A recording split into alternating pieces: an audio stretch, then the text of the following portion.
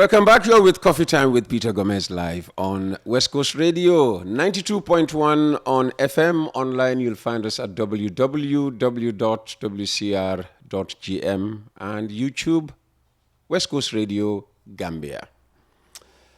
The Minister of Information has just joined me. Actually, he was here just before the commercial break. Dr. Ceesay, welcome back. Good morning and thank you for having me. I didn't see you last week. Where did you go? Last week I was away. Where did you go to? I was first in Turkey, and then and Turkey. What's his fascination with Turkey? I proceeded to Saudi Arabia to perform the Hajj. No, it can't be the Hajj. No, I was in Turkey to attend the Strategic Communications Summit organized by the Turkish government every year. And now with artificial intelligence now being prominent, strategic communications is being seen from a very different angle as to what extent will AI really impact communication in the future, particularly with elections, with society, with social cohesion. So the summit was looking at strategic communication within the context of AI. So what did you learn? Well, what I've learned... How will AI impact 2026 in the Gambia, for instance, the presidential election? I think what we need to do first is to get the legal frameworks right. The right regulations. Countries are struggling to regulate AI in terms of legislations. For us, Gambia, we are mostly consumers of these technologies. We are not inventors of these technologies. But if we consume these technologies, we need to make sure that we bring in the legislative frameworks that can help us use them positively. AI is very positive. AI in healthcare, it will transform healthcare. It will transform education, transform agriculture, for example. But also, it can be used negatively to promote and amplify disinformation and misinformation, which can really undermine social cohesion. So we need to be aware. We need to think of Gambia AI. What should Gambia do with this whole change that is happening around us, particularly with AI? It will be for you to decide. You will lead the conversation. Of course, so the government will have to, it's the Digital Economy Ministry, which has that mandate to look at these issues. But worse, because it's strategic communication, we're looking from the point of communication as an information ministry. But when it comes to the legal frameworks, the regulatory frameworks, in terms of the policies, in terms of these things, this is driven by the Ministry of Digital Economy. Okay, so what did you have to share from the Gambia? What did you tell? Hopefully you didn't just go there to listen to presentations and then come back. Yeah, what we have to say is that Gambia is working on our strategy, AI strategy, which is not ready yet, and that we are also facing challenges like other countries are facing in terms of containing in this information within the AI age, unlike other countries. So we want to see what other countries are doing to be able to regulate and bring in the right legislation and policies and the strategies to deal with AI, especially communication in the era of AI. You hammered the point about disinformation. How serious is it in this country? Well, it is serious. Not to the extent that, for now, we are not seeing disinformation that has a tendency to disrupt social cohesion and bring about war or conflict in this country. But we might head to that, and we need to start understanding these issues now. Obviously, this January, I'm launching a campaign with some partners to identify and counter disinformation and misinformation. We'll be having town halls and outreach programs across the country. We're also going to provide training for journalists as well and for fact checkers. And the outcome of this training will have what they call the Disinformation Action Plan, which will be an inclusive document, but also a code of practice to counter disinformation. And also a kind of a social media observatory, which will be an inclusive task force that will include civil society, the media, and everybody, so that we all work together as a society to be able to identify misinformation and disinformation that has a potential to disrupt social cohesion. I think it's important, especially now that we're heading towards elections. There are people who are out there to disinform society. This disinformation can be very detrimental to our social cohesion. It could be religious, it could be social, it could be ethnic, it could be anything. But what we want to do is to create an inclusive task force, including civil society, the media, the government, to work together to make sure we're able to bring in red alerts when we see in disinformation that has the potential to disrupt social cohesion. And who's behind this disinformation mainly? People in government, people outside of government, individuals against, fellow individuals?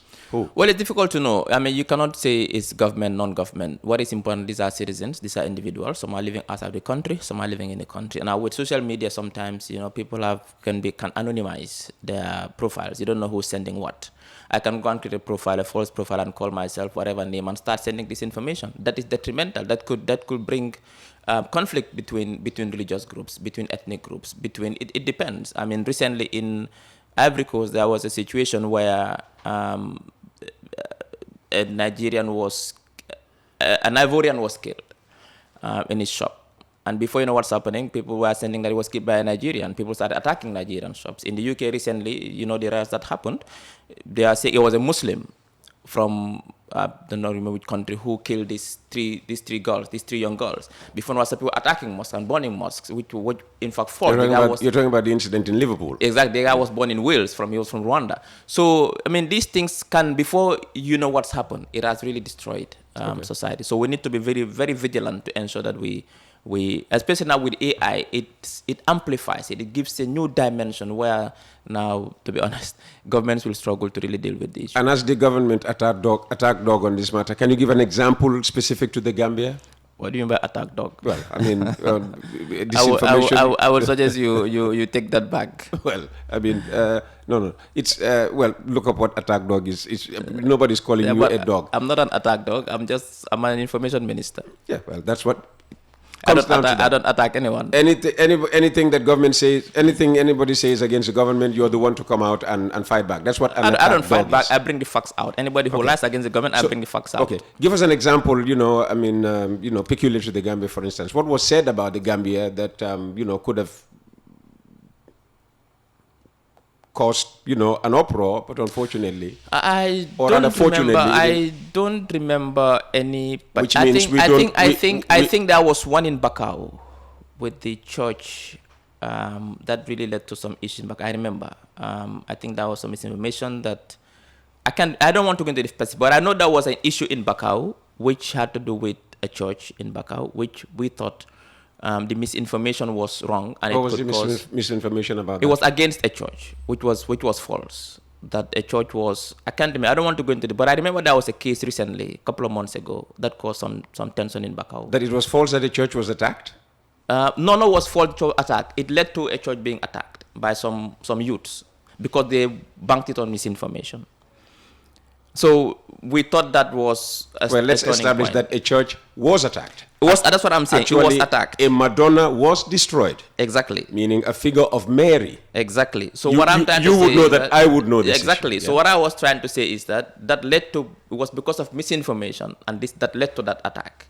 And so we want to avoid such situations. What we are trying to do is to promote peaceful coexistence between Muslims and Christians. For example, Christmas, I buy my Christmas tree, and I put my presents under my Christmas tree, and I give myself presents. Do you wish Christians? Of course, yes. And I'm wishing you a Merry Christmas, and I'm wishing every Christian a Merry Christmas, and I celebrate Christmas. And not Xmas. I celebrate Christmas. So, like I said, we want to promote peaceful coexistence among Muslims, among Christians, among Jolas, among Sarahules, among every Gambian.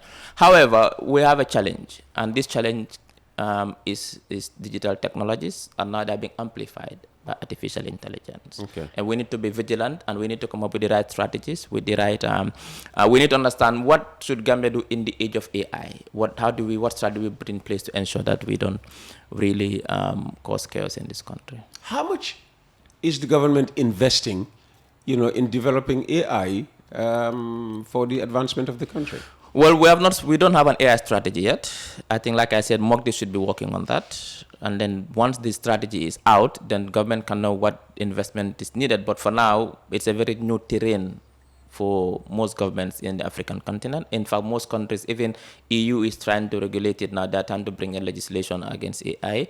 Most developing don't have a legislation yet. It's the thing that is an emerging technology. It's still a bit fluid. We don't know exactly which direction it will take. So most countries are now the conversation has started. That is why when for this conference taking place now, to start the conversation, to give us a better understanding how countries can work together. Because like I said, it's a global thing. Countries cannot work in isolation in dealing with this situation. Therefore, that is why it's important for partnerships to take place. That is why we go to these conferences now to discuss the strategy, the way forward, in how countries can work together in partnership. What is Turkey doing, for example? How far have they gone? What have they have strategies in place? How can Gambia replicate and learn from these strategies?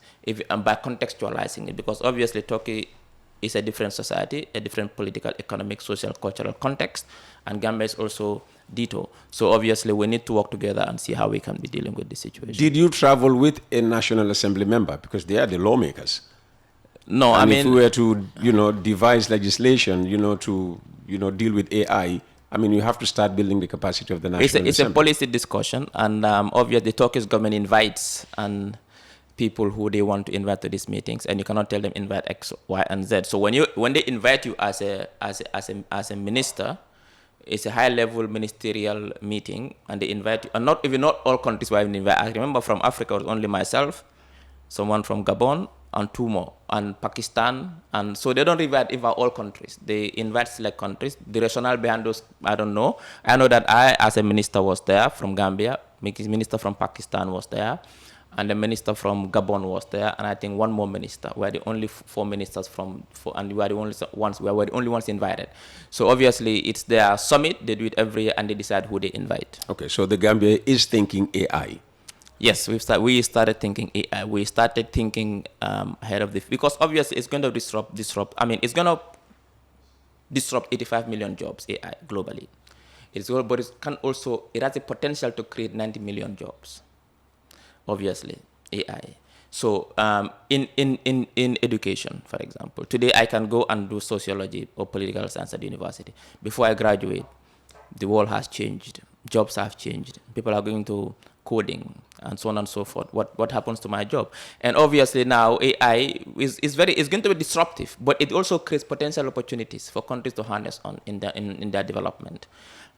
So how we use it and how we harness it, and the strategies and the policies we put in place will determine how it can affect our countries, either positively or negatively. Fantastic. What else would you want to discuss before I come up with more questions? Well, about the incident at the airport, there's a lot of social media posts on it. Okay. A lot of.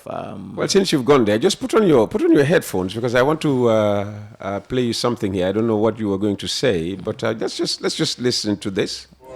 Gambia dañ leen di inform rek ne war nañoo jóg ñun tamit ñu takka suñ ndigal yi ñu xeex Gambia li fi xew dafa doy waar ñun dañ nekk di ñëw nii jógee Dakar war a ñëw laan biir Gambia ñu ne lights ya off light moo dem ba nga xam ne ñun mënuñoo laan biir Gambia dañ am pour dellu si waat right now nii Sénégal te ñun ñu ne dëkk lañ am dëkk ma ne ñun ñu ne dëkk lañ am amuñ dëkk de suñ jógut na ñu xeexal suñ boppa lii nii si luñ nekk nii duñ si musa génn billaahi. I remember once returning from a holiday on board an SN Brussels flight.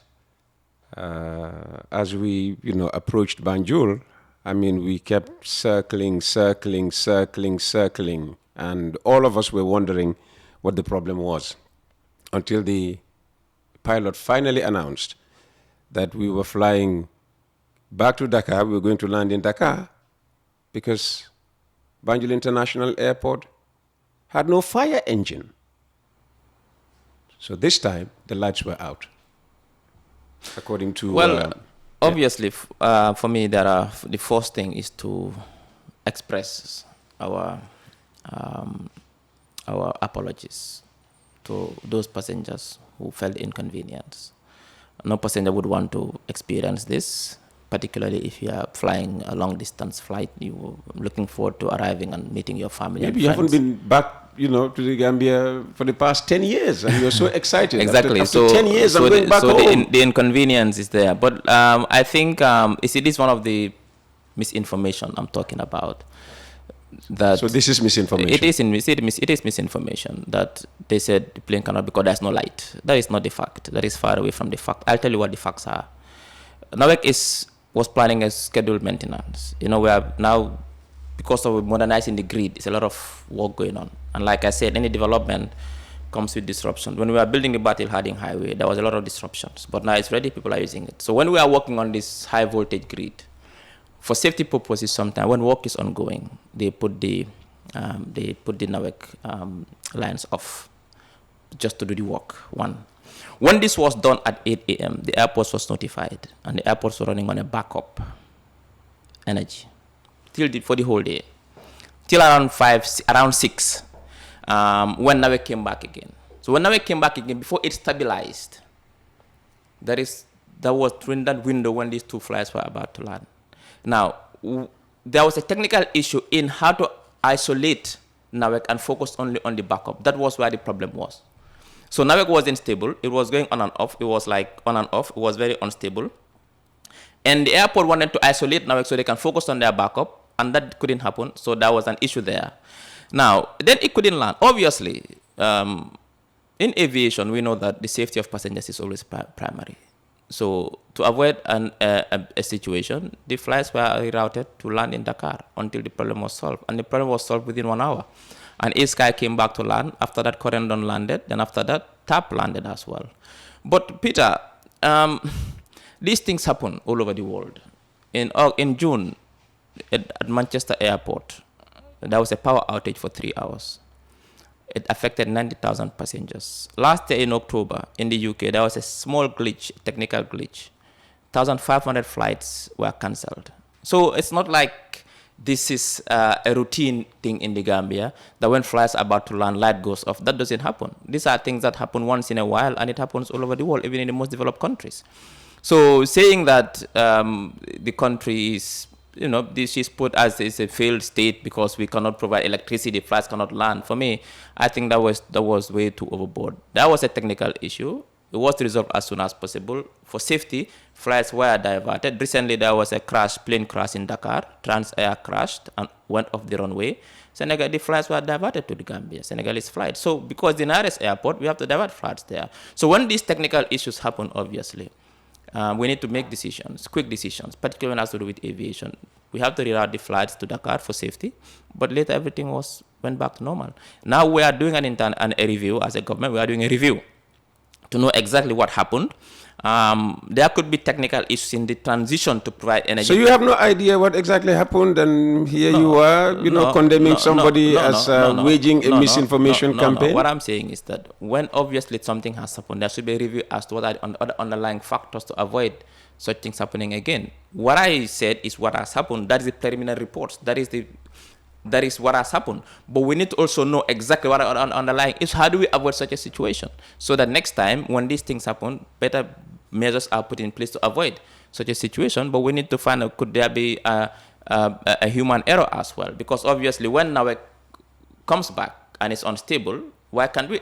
What was the problem that they couldn't isolate NAWEC and just focus on the backup? So we need to have a comprehensive understanding of the whole situation. And as any incident of this nature, governments have a responsibility to I agree with you. Do a review, but based on the preliminary reports we've got so far from civil aviation and from NAWEC, this is what has transpired, and that doesn't mean that the government could not provide power for flights. No, that is not the situation. There is enough power, there is enough backup power at the airport.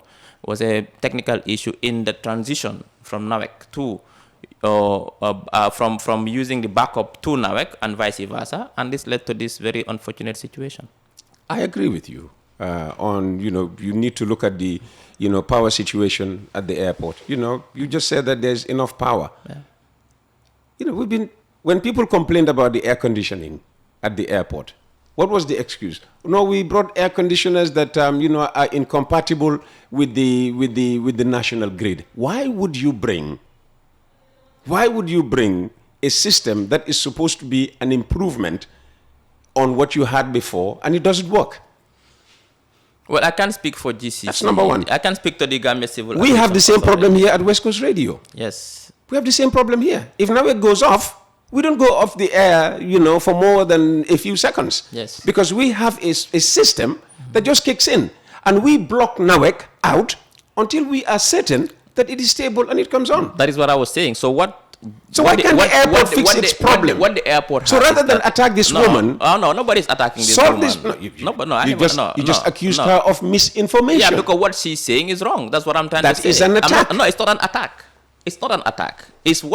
I'm saying with that, the way she is portraying it as if there's no light in the Gambia, flash couldn't, that is false. That's what I'm trying to put.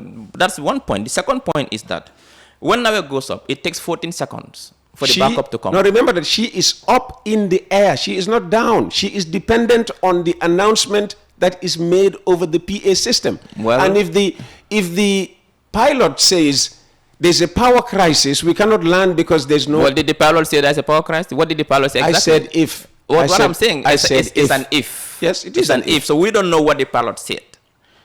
Until we ascertain that and establish what the pilot said, then we can say maybe the pilot did the missing. But from what I heard is what she said. What she said is not correct. And that I can ascertain. What the pilot said, I don't know because I didn't hear what the pilot said. What I can say is that the manner in which she is narrating it and portraying it, as if now we need to do something about our country because things are not working. Even light cannot be put for flights to land, which I think is unfair to the government. That's what I'm trying to put across. Now, it takes NAWEC, when NAWEC goes up, the airport has a backup which takes 14 seconds Ismaila, to kick in. The problem should be GCAA. Get GCAA to get their backup to work perfectly. Eliminate NAWEC. To come up with this excuse that, it is set up in such a way that is why, Peter, automatic. I'm saying that the government is doing a review of the whole situation, a comprehensive review of the whole situation to exactly find out what is happening. What are the systems in place? Are they fit for purpose? Yeah. Could we change that system? How do we avoid such a scenario in the future? We need to do that review to understand what is happening. Let me read you something from a senior colleague of yours, because this was sent to me, all right? NAWEC was off from 08:15 a.m. to approximately 18:27, over 10 hours. The backup was on at the airport. During the outage, the airport was being run on our backup system. Yes. Because we are automated with NAWEC to ensure restoration of power by our generators within 14 seconds of NAWEC of downage, our backup systems also shuts down once NAWEC comes back on. As a result, when NAWEC came back on, after being down for over 10 hours, our system shut down automatically and switched to NAWEC. Unfortunately, NAWEC didn't come with stability and we're going on and off. Why would you allow the on and off to go on? No, that's what I'm saying, Peter. I mean, Why would they allow the on and off to go on, especially when you are expecting incoming flights? That is why I said we are doing a review to see whether there was human negligence there. I think you should worry more about the performance at the airport, obviously, more than this lady. Because you played the audio. Yes. That is why I have to respond to the audio if I feel that it is misinformation. It is providing misinformation. That's what I'm saying. That is one thing. So the second thing is that we need to know exactly what has happened. Was there negligence on the part of the GCA staff? Why couldn't they shut down NAWEC when they realize? So we need to find this out and know so we can take necessary action. Those are the questions you should be asking. Exactly. Yeah. But if you also play on audio, which I think is unfair. Let me be very clear. Nobody is putting anybody's job on the line here. We're simply saying, all right, this could have been avoided. It's accountability. People must be accountable. Obviously. Right. So that is why I'm saying that we need to find out exactly what is happening. And we are doing a comprehensive review of the situation to know exactly who did what and who did not do their job. And then we'll take appropriate action. It's as simple as that. Okay. But if you also have citizens who are out there trying to use situations to misinform the public and trying to throw bad light on the government, which we think is unfair, we'll also have to address that at the same time. That's a new word today, misinformation. All right. Sabali was here last week. And of course, we had a conversation about youths being happy. And as part of the conversation, he came up with Imams Are Happy. And of course, everybody listens to not everybody's wrong. All kinds of people listen to this program. This is a reaction. Put on your headphones again. And I'd like to hear, I think I can already, imagine how you would respond, but I'll just run it all the same. Bismillahirrahmanirrahim. Assalamu alaikum, Mr. Peter. maa ngi dégg mu wari saabal di la wax ne Imams also are happy. Waaw dëgg la parce que last Thursday ñu ngi demoon validation workshop xam nga ne Arabic madrasa education léegi dañ ko integrate and the conventional one su ko defee léegi xale bi nga xam ne mooy dem Arabic school Mr. Peter su fekkee ne dem na ba jeexal léegi grade 12 Arabic li ñoom Père Gomes di jéem pour mu am su amee xale boobu leen su jeexale grade 12 dafa dem UTG directly su ko neexee dana am skills nga xam ne su demu liggéeyal government sax moom tam incha allah dina mën a dem liggéeyal boppam loolu mooy li nga xam ne initiative bu am solo la imam yëpp last Thursday maa ngi la koy wax wala boog imam yu bari boog because ñi nekkoon ci workshop bi ñi ay imam lañ ay ustaaz lañ taalibe daara lañ dañ am daara dégg nga ñëpp a kontaan si prof Gomes ñaanal nañ ko wax dëgg yàlla ñaanal nañ ko because of initiative incha allah bu am solo bii xam nga bu njëkk Mr. Peter xale bi Arabic school xale bi fooy dem dafa dem ba grade 12 su buggee dem university def skills ak something like that dafa dellu si waa grade 10 English school conventional school xam nga loolu su fekkee ne loolu la def dina lose 3 years boo xam ne moromam mi mu nekkatoon grade 9 te ñu demoon ba grade 12 kele moom day continuer dem UTG moom mu ñëwaat back to grade 10 English school loolu nag la gars yi bëgg a dindi léegi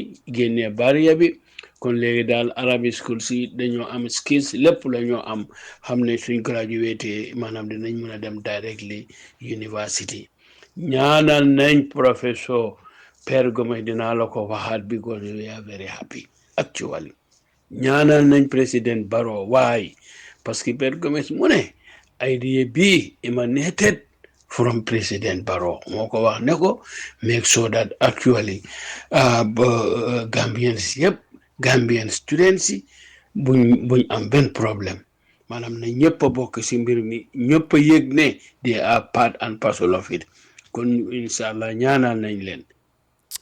So there you go. If you have a youths are happy mantra, imams are happy. Yes, obviously this is we're not surprised.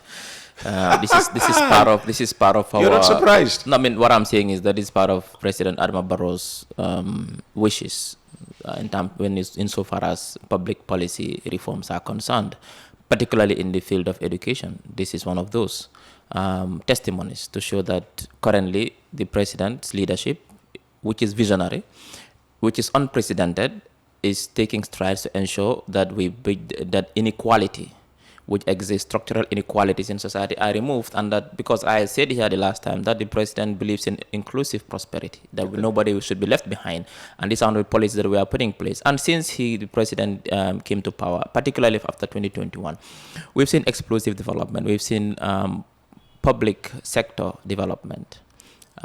We've seen policies that have been put in place to promote development as well. So we are not surprised. Okay, well, Afro Barometer just put out a survey report. Well, I mean, 8 out of every 10 Gambians disapprove of, the way the country is being run. Well, how do you reconcile that with Afro what you Barometer just said? is a perception survey. It's a perception survey, which is good. It gives us an idea as to what the citizens are thinking and what their perceptions are about particular issues, about immigration, about the government, about corruption, about many issues. It's a perception survey. Nonetheless, it should also be worthy to understand that it is not an empirical, it doesn't use empirical rigor, tools that are, let me reframe. Yeah. It's not. This needs thinking about. The methods used are not based on empirical rigor to the extent that it gives a deeper understanding of where those issues. For example, I'll give an example of the migration. 77% Gambians say they want to migrate. But it doesn't tell us exactly why they want to migrate, where they want to migrate to. Economic problems. No, but that's why I say you need to get that empirical evidence. We need to know where they want to migrate to. Is it Senegal they want to migrate? Is it Guinea-Bissau?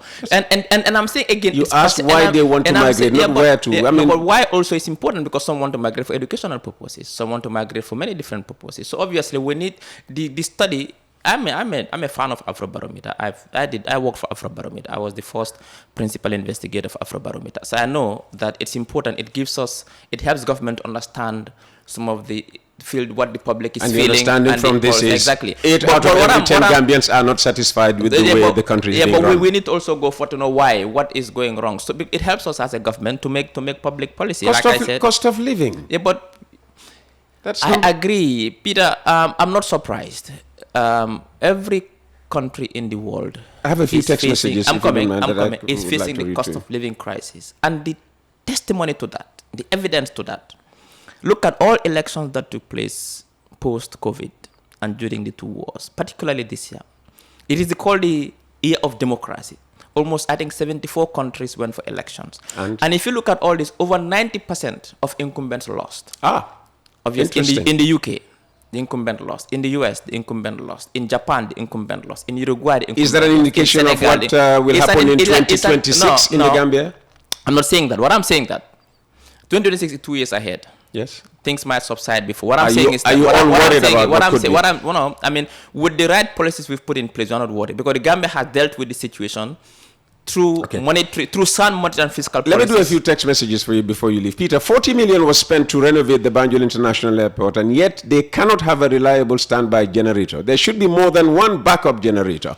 The Gambia is a tourist destination. The bottom line is this is a sign of incompetence and negligence. What was the $40 million used for if they could not have a reliable backup? Well, they have a reliable backup. They have 2 powerful generators. Like I said, when NAWEC went off for the whole day, it was the backup that was on, so it was reliable. There were no issues with the backup. The issue was the transition from NAWEC, when NAWEC came back, the transition from backup to NAWEC. That was where the small glitch was. And sometimes these things happen. It's unavoidable. Please tell the minister that in this country, there is no consequence to not doing one's job, no accountability. There is accountability, and that is why we are investigating. We are having an inquiry into the situation and find out what is happening. I mean, the most important thing is to avoid a similar situation. That is why this inquiry is important, to know exactly what has gone wrong to avoid it in the future. Hi, Uncle Peter. Tell the minister that we have only one airport, and he is telling people about other countries with 2 or more airports.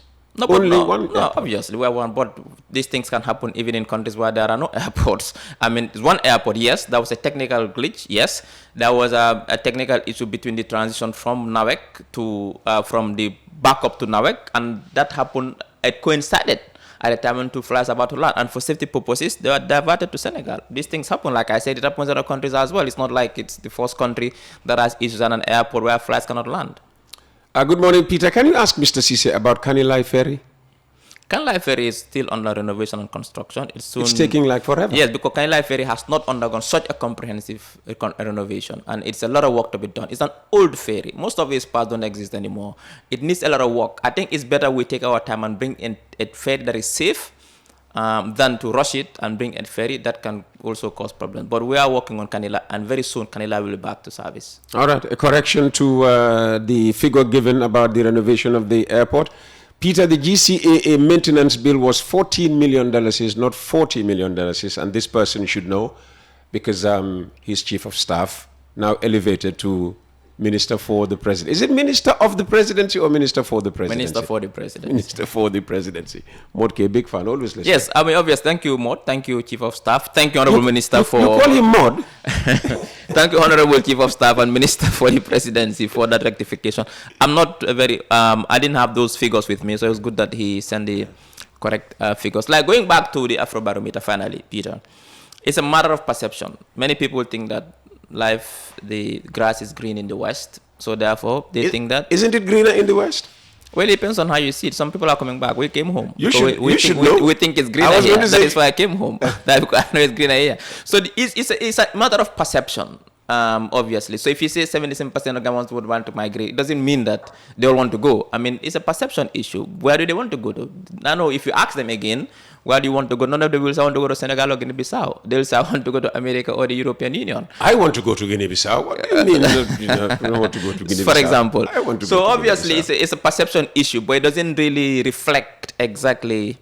It cannot really be a determinant for us to understand what is happening in this country. Like I said, Peter, we've made a lot of progress. Yes, there still exist challenges. We've made a lot of progress. Every sector, like I said, for the first time, we're engaging in development in every sector.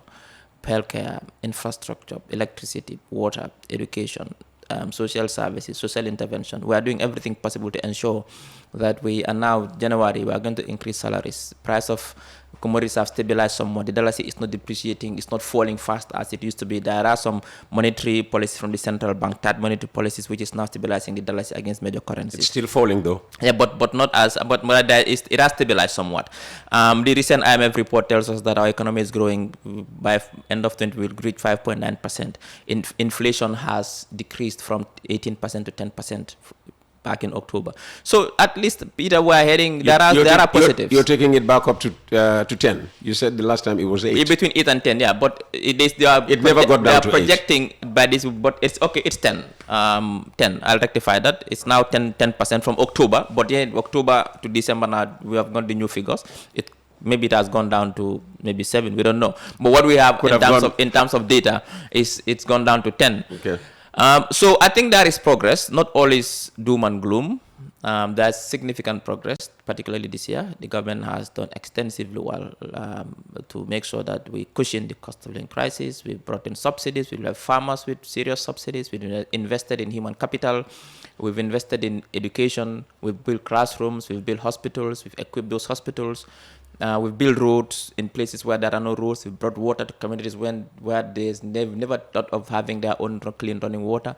Electricity is almost everywhere in this country. So the government has done well. There is peace, there is stability, democracy is flourishing, and we're a shining example in the African continent. Thank you very much, Honorable Dr. Ismaila Ceesay of Information. Now,